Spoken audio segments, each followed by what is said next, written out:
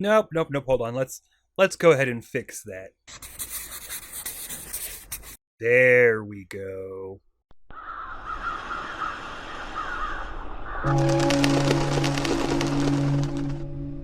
Your boy loves him some old school style shooters, whether it's twin stick, FPS, Garbo third person. He loves them. He's absolute trash at them, but he loves them nonetheless. Enter Kickstarter, Saibot Studios, and Nimble Games Entertainment.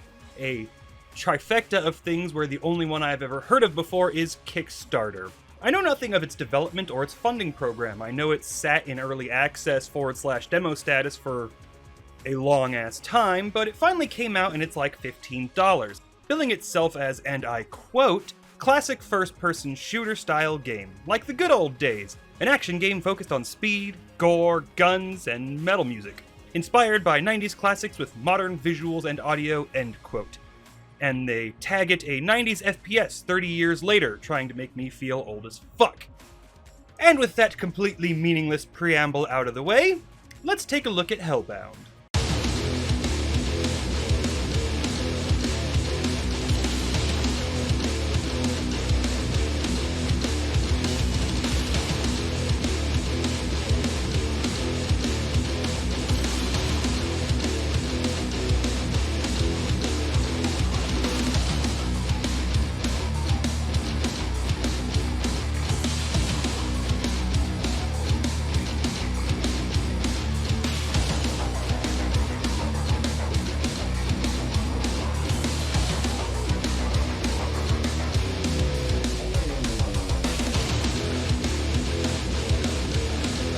Usted es Hellbound, gentlemen, a hulking beefcake of an extinct species of some sort of alien cloned by humans and asked if you could, pretty please kill all the demons that ruined your planet. You say, fuck it, a lot mind you, and proceed to trample around menacingly in the universe's loudest clogs and shove them up every booty hole you can find. It's a 90s inspired FPS. There's buttons to shoot, swap guns, jump, sprint, open doors, and frankly, that's literally it. The gameplay never gets more complicated than circle strafe and blast motherfuckers until you come across the exit button. You go through some, I want to say 6 levels and a boss fight, and that's entirely it. I think there might be a secret level as there's a location on the map that is shown but you never go to, at least I didn't. So if there is a secret level, your most hateful of hosts never found it. Aside from the 6 levels being all you get access to, the game really lacks any semblance of depth. Level design is just uninspired and never gets more complicated than, say, American McGee's Alice's Fortress of Doors. It's mostly linear corridors and doors that are blocked off by either pressing a button or a key. Complicated is never what this game's levels gets. In fact, the most complicated its design gets is the second to last level requiring you to loop back around. Hooray! Enemy placement also leaves a lot to be desired. Enemies aren't so much tactically placed as they are so much popped in directly in front of you when you're not expecting it. Or maybe you are expecting it. It's a very straightforward and linear game. You expect to run into enemies? Well, here they are, teleporting in. Great.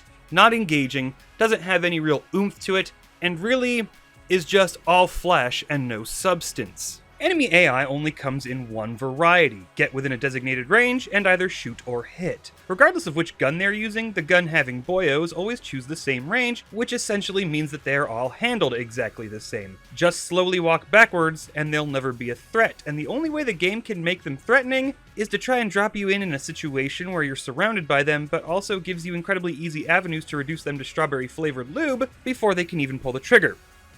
There's also usually just being able to bounce the fuck out before they even know where you're supposed to have been. And look at this poor dude. He's just struggling. He'll get there. I believe in him. There are 2 kinds of demon in this game. 2. This many. Half of this many.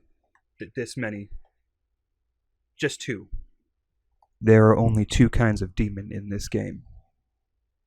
Them being Violator and the upgraded dog concept art from Warrior Within. Clown in his final form follows the same principle as the Gunners, just with the exception that they can really stop at any point and shoot from a much greater distance, rather than trying to get as close as possible. Lassie follows the same AI as the bat-wielding fellows, get close and hit. That's it. There's some light platforming, and I mean it's incredibly fucking light, but otherwise the gameplay rarely even gets more complex than a rocket jump, and even that is just for optional power-ups. The game claims to be inspired by classic Doom and Quake, but really just pans out more like Serious Sam with any complexity removed. Visually, the game looks great. They really nailed the aesthetic of a planet that got its shit pushed in, and while no environments are truly what I would consider dull, it still carries a distinct lack of inspiration. The amount of time they spent making a game that looks as good as it does for the $15 price point really shows in the lack of levels and the overall variety of gameplay said levels also lack.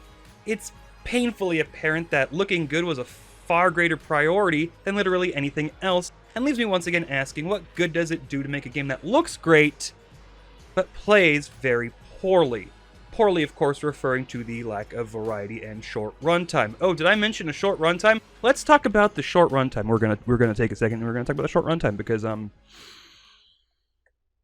short runtimes are a really good way to get on my bad side, and I'm not gonna be the kind of guy who says that a game really just needs to overstay its welcome despite its quality, but Jesus fucking Christ, here we fucking go. My first playthrough on normal clocked in at around an hour and a half due to my incompetence with pseudo mazes involving key hunts and a couple of deaths, but my second playthrough on hard barely even cracked the hour mark, and the game features sub 2-minute par times for each level. For comparison, I paid $5 for Project Warlock and it has 39 goddamn levels. Over 6 times the levels. Way more music tracks, and way more engaging gameplay. And oh yes, too many ands in this run-on sentence, a greater variety of locations and themes. And speaking of Project Warlock, no, Hellbound does in fact not pass the Johnny Dangerously principle. They have a triple shotgun, and to be frank, it just kind of sounds weak in comparison to the game's contemporaries. The soundtrack is pretty good for its, 3 whole tracks? They do some really good genre mixing between what I would call mall goth metal and a bit of nu metal styling and some just generally hardcore riffs. It's not bad, it's actually pretty good, but coupled with an incredibly short runtime, it's given no real room to breathe, stretch its limbs, or even experiment in any way. Hellbound Gentleman has some voice dialogue, and it's fun. It's old school badassery and machismo, and that's all there is to it. They never really take it anywhere, which is kind of a shame when you think about it. Hellbound is overall a fun disappointment, and a very nasty disappointment at that. Its sound design, aside from the walking sound effects and disappointing shotgun, is overall really good. It's not groundbreaking or overly unique, but it's otherwise solid, and that's really the best I can say about the game. It looks great at the cost of gameplay and length. Its cheaper contemporaries do far more, and there just really isn't enough to really justify the $15 price tag outside of being incapable of not purchasing as many retro FPS titles as you can. I'd like to see some updates and quality of life improvements from the developers, but I'm not going to lie and say that I have any hope of it coming true. Don't hold your breath. I should have chosen a better screen name, and you can go fuck yourselves.